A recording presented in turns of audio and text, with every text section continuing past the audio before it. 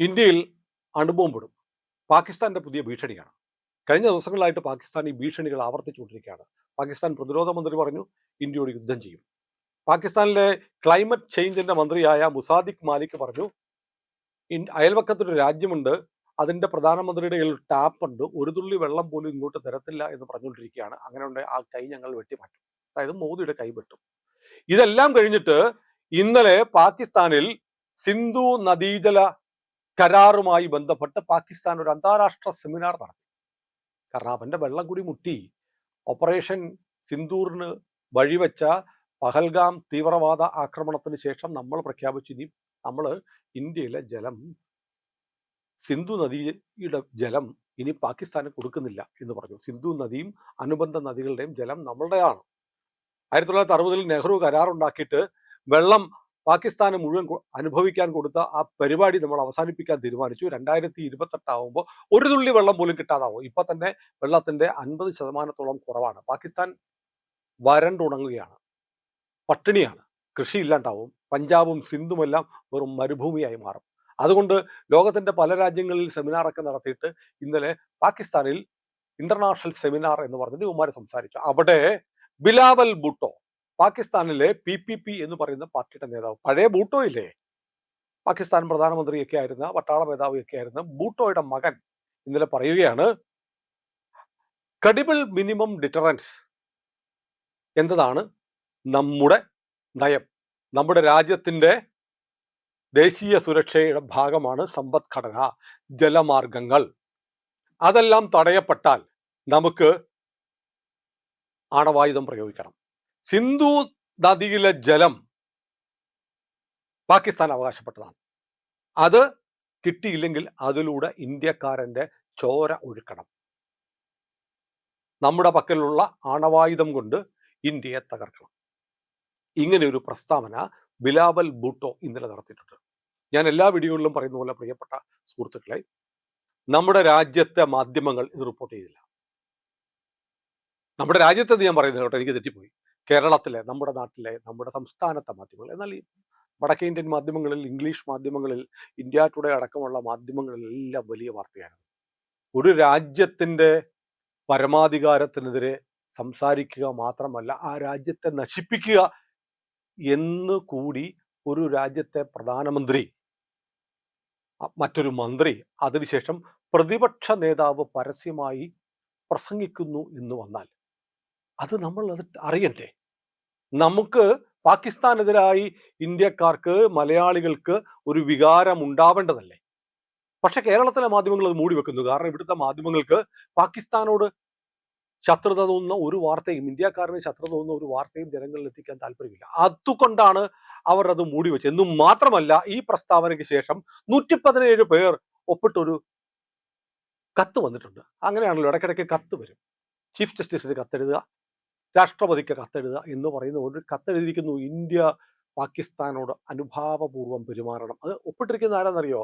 National conference എന്ന് പറയുന്ന ജമ്മു കാശ്മീരിലെ പാർട്ടി, അതിന്റെ മുൻ മുഖ്യമന്ത്രിയൊക്കെ ആയിരുന്ന ഫറൂഖ് അബ്ദുള്ള, വിഭജനവാദി നേതാവ് മിർവൈസ് ഉമർ ഫറൂഖ്, പിന്നെ PDP കാശ്മീരിലെ മുഖ്യമന്ത്രിയായിരുന്ന മെഹബൂബ മുഫ്തി, RJD പാർട്ടിയുടെ MP മനോജ് ഝാ, AJUP എന്ന് പറയുന്ന ബംഗാളിലെ പാർട്ടിയുടെ MLA ഹുമയൂൺ കബീർ, ഇവരൊക്കെ ഒപ്പിട്ടിരിക്കുക. അതായത് നമ്മുടെ രാജ്യത്തോട് യുദ്ധം പ്രഖ്യാപിക്കും, നമ്മുടെ പ്രധാനമന്ത്രിയുടെ കൈവെട്ടും, ഇന്ത്യയിലെ അണുബോംബിടും എന്നൊക്കെ പറഞ്ഞ പാകിസ്ഥാനെതിരെ ഒരു അക്ഷരം കമ്മ എന്നും മിണ്ടാതെ നമ്മൾ പാകിസ്ഥാനോട് അനുഭാവപൂർവമായ നിലപാടെടുക്കണം, നമ്മൾ സമാധാനത്തിന് വേണ്ടി നിലകൊള്ളണം എന്നൊക്കെ പറഞ്ഞ് ഈ നാണം കെട്ടവന്മാർ, ഈ നാണം കെട്ടവർ ഒരു കത്തെഴുതിയിരിക്കുന്നു, കൂട്ട ഒപ്പിട്ട്. ഇതും കേരളത്തിലെ മാധ്യമങ്ങൾ വാർത്തയാക്കിയില്ല. കാരണം അറിയോ, ഈ ഫറൂഖ് അബ്ദുള്ള ഇവരൊക്കെ ഇന്ത്യ മുന്നണിയുടെ ഘടകകക്ഷികളാണ്. ഇന്ത്യ മുന്നണിയുടെ മനസ്സ്, രാഹുൽ ഗാന്ധിയുടെ മനസ്സ് തന്നെ പാകിസ്ഥാനൊപ്പമാണല്ലോ.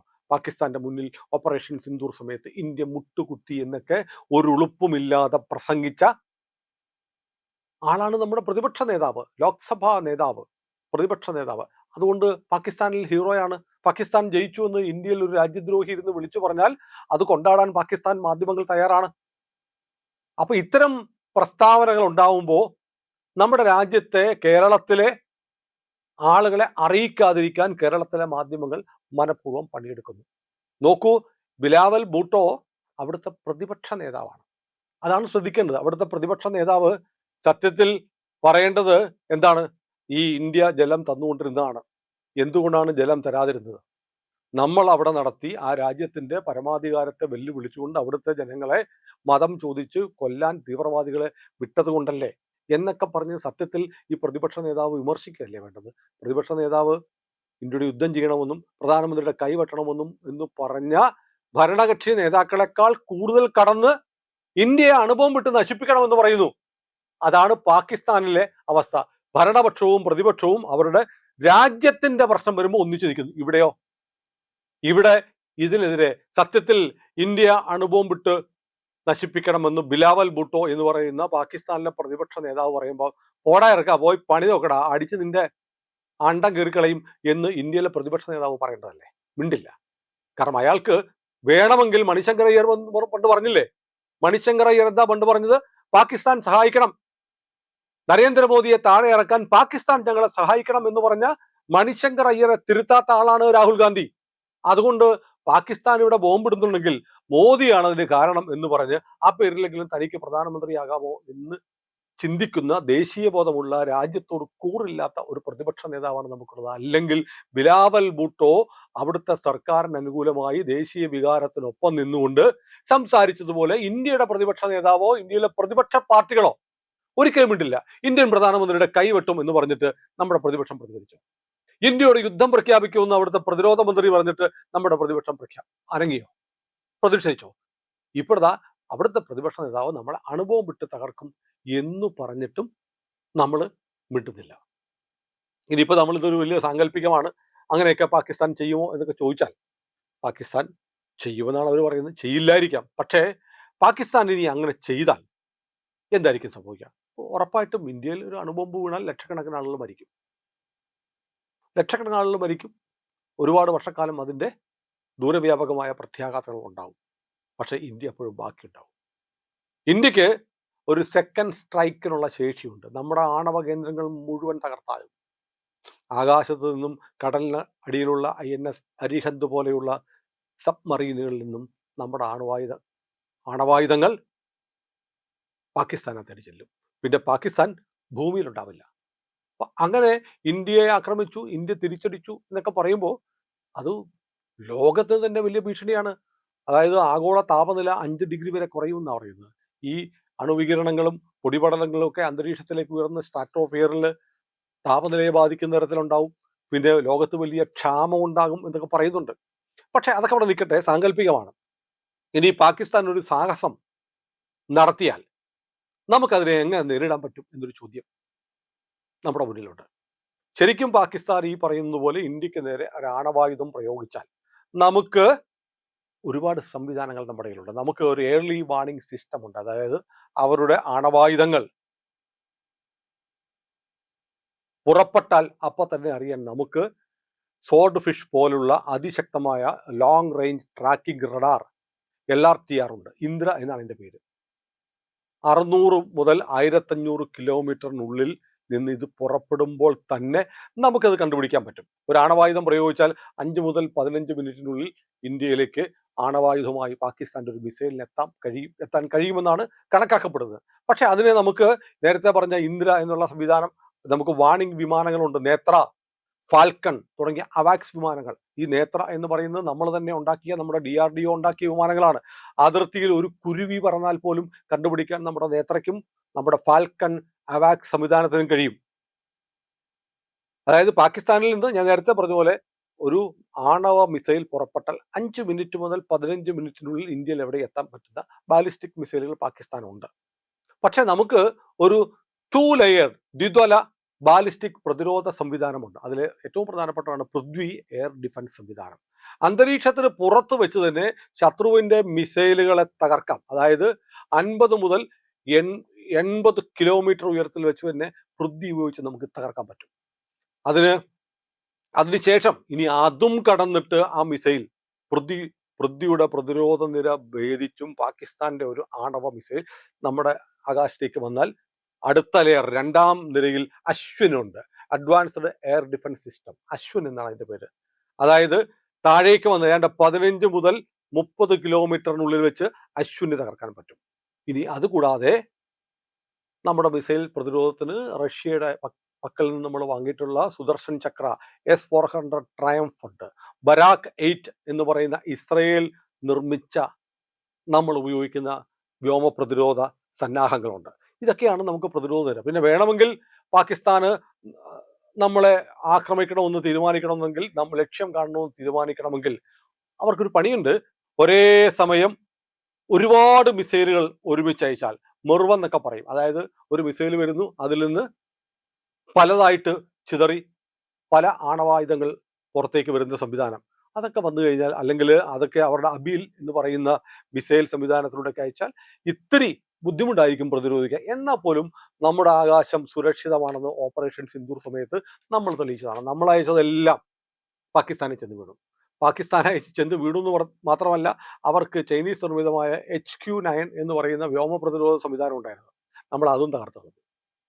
അതേസമയം പാകിസ്ഥാൻ അയച്ച ഒരൊറ്റ ഡ്രോൺ, ഒറ്റ മിസൈൽ ഒന്നും ഇന്ത്യൻ മണ്ണിൽ വീണില്ല. എല്ലാം ആകാശത്ത് വെച്ച് തകർക്കാൻ നമുക്ക് കഴിഞ്ഞു. ഇസ്രയേലിന് മാത്രമേ ഉള്ളൂ ഇത്ര കരുത്തുറ്റ വ്യോമ പ്രതിരോധ സംവിധാനം എന്നുള്ള സങ്കല്പം തെറ്റിച്ചുകൊണ്ട് ഇന്ത്യക്ക് അത് കഴിയുമെന്ന് നമ്മൾ തെളിയിച്ചിട്ടുണ്ട്. നമ്മുടെ രാജ്യം അതിശക്തമാണ്. നിങ്ങൾ പലരും പറയുമല്ലോ, ലോകത്തെമ്പാടും പെട്രോളിന് വില കുറഞ്ഞിട്ട് ഇന്ത്യ പെട്രോളിന് വില കുറച്ചില്ല. ശരിയാണ് സർ, നമ്മൾ കുറച്ചില്ല. നമ്മൾ ആ പണം കൊണ്ട്, അങ്ങനെ അധികമായി കിട്ടിയ പണം കൊണ്ട് ഇതൊക്കെ വാങ്ങി വെക്കുകയായിരുന്നു. ഇതൊക്കെ വാങ്ങി വെച്ചത് കൊണ്ടാണ്, വാങ്ങി വെച്ചിരിക്കുന്നത് കൊണ്ടാണ് നമുക്ക് ഏതു ഭീഷണികളെയും അതിജീവിച്ച് സമാധാനത്തോടെ വീട്ടിൽ കിടന്നുറങ്ങാനും പിറ്റേന്ന് രാവിലെ ഉണർന്നെണീക്കാനും കഴിയുന്നത്. അതൊരു പ്രധാനപ്പെട്ട കാര്യമല്ലേ? രാജ്യത്തിന്റെ സുരക്ഷയ്ക്ക് വേണ്ടി പ്രതിരോധ ബജറ്റിൽ ഏറ്റവും കൂടുതൽ പണം ചെലവഴിക്കുകയും ഏറ്റവും ആധുനികമായ ആയുധങ്ങൾ നമ്മുടെ ആവനാഴിയിൽ നിറയ്ക്കുകയും ചെയ്തുകൊണ്ടിരിക്കുകയാണ് കേന്ദ്ര സർക്കാർ. നരേന്ദ്രമോദി സർക്കാർ ഇന്ത്യയിലെ മുഴുവൻ ജനങ്ങളെയും ഒരു കാരണവരെ പോലെ കാത്തു സൂക്ഷിക്കുകയാണ് എന്നതിൽ എനിക്കൊരു തർക്കവുമില്ല. ഏതായാലും പാകിസ്ഥാന് ഇങ്ങനെ ചില മോഹങ്ങളൊക്കെ ഉണ്ട്. ഒരു ആണവായുധം കയ്യിലുണ്ട്, ഉണ്ടോ എന്ന് ദൈവത്തിനറിയാം. ഉണ്ടെങ്കിൽ അതെടുത്തിട്ട് ഇന്ത്യക്കിട്ട് പ്രയോഗിക്കാം എന്നൊക്കെ മേനി പറയാനേ പറ്റുള്ളൂ. പക്ഷേ ഒന്ന് പ്രയോഗിച്ച് നമ്മുടെ ഏതെങ്കിലും ഒരു പ്രദേശത്ത് പാകിസ്ഥാന്റെ ഒരു അണുബോംബ് വീണാൽ തിരിച്ച് നമ്മൾ അടിച്ചാൽ പാകിസ്ഥാൻ ബാക്കി ഉണ്ടാവില്ല. ആലങ്കാരികമായിട്ട് പറയുകയല്ല, കാര്യമായി പറയുകയാണ്. കാരണം ഇന്ത്യയെ അപേക്ഷിച്ച് എത്രയോ ചെറിയ രാജ്യമാണ് പാകിസ്ഥാൻ. നമ്മുടെ ഉത്തർപ്രദേശിന്റെ വലിപ്പം പോലും ഇല്ല അവർക്ക്. ഉത്തർപ്രദേശിലെ ജനസംഖ്യ പോലും പാകിസ്ഥാനിലില്ല. അതുകൊണ്ട് നമ്മളൊരു അടി കൊടുത്താൽ, നമ്മുടെ ഒരു ബ്രഹ്മോസ് ഒരാണവായുധമായി ചെന്ന് വീണാൽ ഭൂപടത്തിൽ പിന്നെ പാകിസ്ഥാൻ ഉണ്ടാവില്ല. കത്തി നശിച്ച് ചാമ്പലായി പോകും. പിന്നെ ഈ പോഴന്റെ വീമ്പ് പറയൽ പോലെ ഇതിങ്ങനെ പറഞ്ഞുകൊണ്ടിരിക്കും. നമ്മുടെ കേരളത്തിലെ മാധ്യമങ്ങളാവട്ടെ പാകിസ്ഥാനേക്കാളും വലിയ ക്രൂരത ഇന്ത്യയോട് ചെയ്തുകൊണ്ടിരിക്കുകയാണ്. ഇതൊക്കെ നമ്മുടെ ജനങ്ങളിലേക്ക് എത്തിച്ചാൽ നമ്മുടെ ജനങ്ങളുടെ ദേശാഭിമാനം ഉയരും എന്നുള്ളതുകൊണ്ട് അവർ ഈ വാർത്തകൾ മൂടി വെച്ചുകൊണ്ടേയിരിക്കും. ഞങ്ങളപ്പോൾ ഇത് നിങ്ങളോട് പറഞ്ഞുകൊണ്ടിരിക്കും. അതുകൊണ്ട് ഇത്തരം വാർത്തകൾ നിങ്ങളിലേക്ക് എത്തിക്കുന്നത് ഇന്ത്യ ലൈവാണ്. ഇന്ത്യ ലൈവിനെ സഹായിക്കണം. സഹായം വേണ്ടത് സബ്സ്ക്രൈബ് ചെയ്തുകൊണ്ടാണ്. എനിക്കൊരു അപേക്ഷ കൂടിയുണ്ട്. നമുക്ക് മറ്റ് 2 ചാനലുകൾ കൂടിയുണ്ട്. ഒന്ന് പുണ്യം ബൈ ഇന്ത്യ ലൈവ് എന്ന് പറയുന്ന നമ്മുടെ ഒരു ഡിവോഷണൽ ചാനലുണ്ട്. നിങ്ങൾ വല്ലപ്പോഴും ഒന്ന് കയറി നോക്കണം. നിങ്ങൾക്ക് പ്രയോജനപ്പെടുന്ന ഒരുപാട് കാര്യങ്ങൾ നമ്മുടെ പുണ്യം ചാനലിലുണ്ട്. പിന്നെ C4N എന്ന പേരിൽ നമ്മളൊരു വാർത്താ ചാനലും തുടങ്ങിയിട്ടുണ്ട്.